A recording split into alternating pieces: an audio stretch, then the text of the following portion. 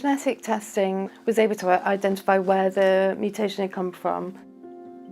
Although I didn't know I'd got it, it wasn't nice thinking I'd possibly pass that on to my children. I do consider that we are lucky in knowing that the gene mutation is there. I wouldn't want them to go through what I went through.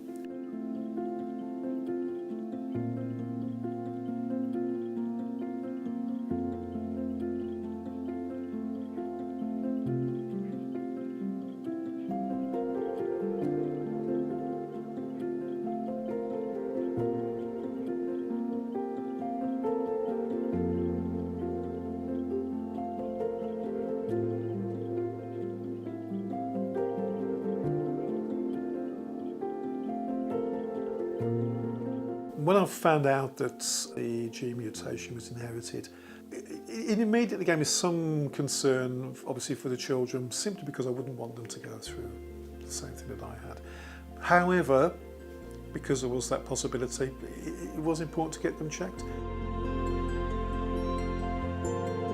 My eldest son found to be positive for the mutation, and also my youngest child, Esme, have also been found to have inherited the mutation from me. And my other son, Callum, was still waiting for his results at the moment. Yes, I do feel some regret, some guilt. Certainly initially I felt a great deal of guilt with that. But that was beyond my control, and certainly something that I couldn't change. From the point of view of the children, at least we know. I do consider that we are lucky in knowing that the gene mutation is there. I wouldn't want them to go through what I went through.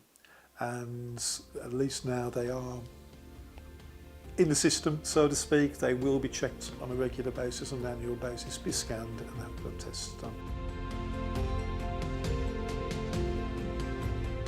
I had a stage a couple of years ago where I wondered that I may not be in a position perhaps to do certain things again. So the opportunity to go out walking, spend time with the family, just do simple things, it is really, really important. You don't realise what you've got until you're at the risk of losing it or it's gone. So I'm very, very lucky, very fortunate, and I try and make the most of those opportunities to spend time with the kids and do the things that are important. Helps to put things in perspective.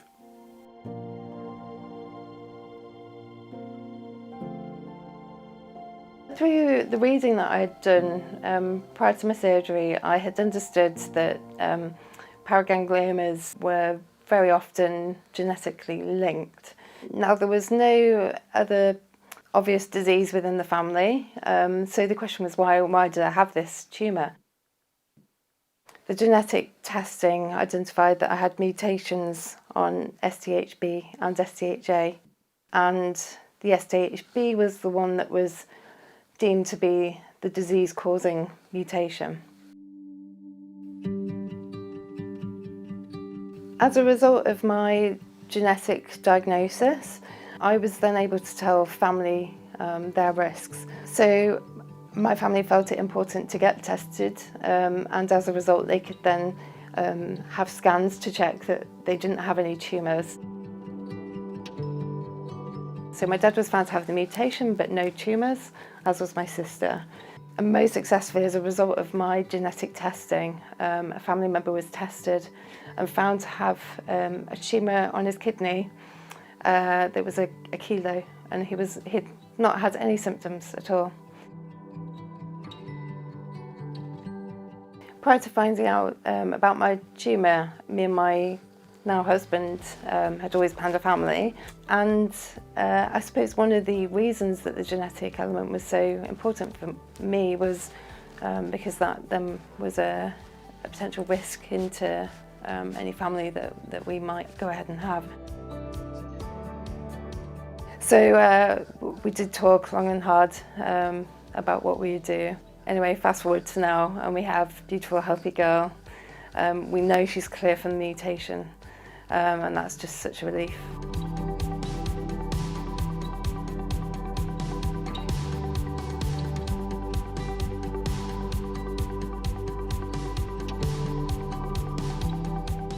Having the gene change was quite significant on my journey, in as much as that was the most upsetting part for me, because my research had told me, and the information I was getting from Birmingham, was that your children have a 50-50 chance of inheriting this gene. I have a son and I have a daughter, so it was a hard thing to take in. That was the hardest out of the entire journey, because although I didn't know I'd got it, it wasn't nice thinking I'd possibly pass that on to my children. My son is the one that inherited the gene change, but he is a lot like me and is very level-headed about it all, so he's fine with it. For the rest of my family, it meant my parents, who are both still alive, being tested, and from them it was discovered that my mum was the one that carried the gene. She has 3 sisters. 2 of those opted to be tested and one of them has the gene change. So again, her children now have a 50-50 chance, and so on and so forth with their children. It's a big thing for anybody to take on board, but the one good thing of the people who have been tested so far is none of them actually show any signs of the disease. And as it was explained to me by the genetics people, not everybody, lots of people can have that gene change, but there is only still a handful that will go on to develop the disease.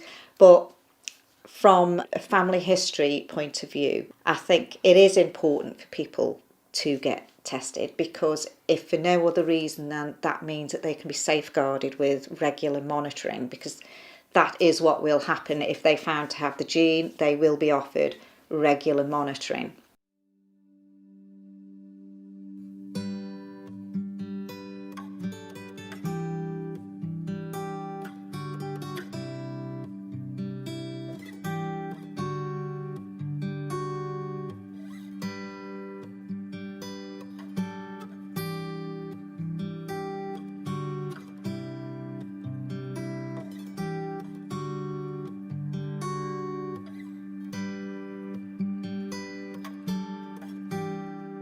Having rare disease is a really lonely place.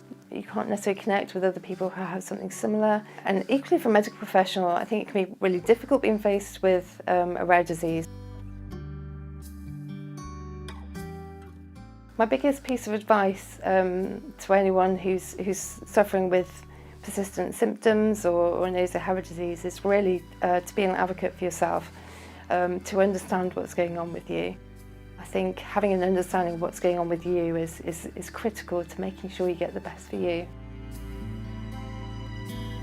I think it's important to share my story, to highlight certainly the condition itself, and also particularly from the point of view of the difficulties in diagnosis.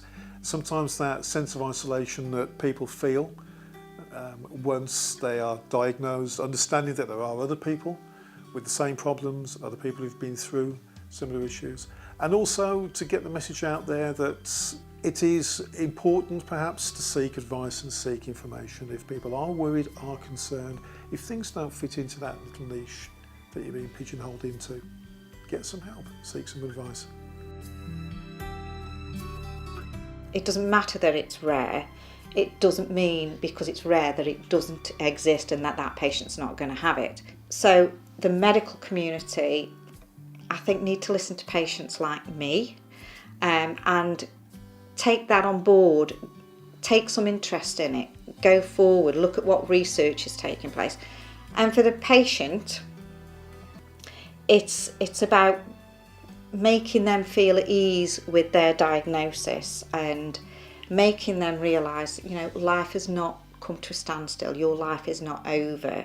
And if I can help just one person or one GP or one healthcare professional go forward with this information and this knowledge, then I'll have considered it worthwhile taking part in projects like this.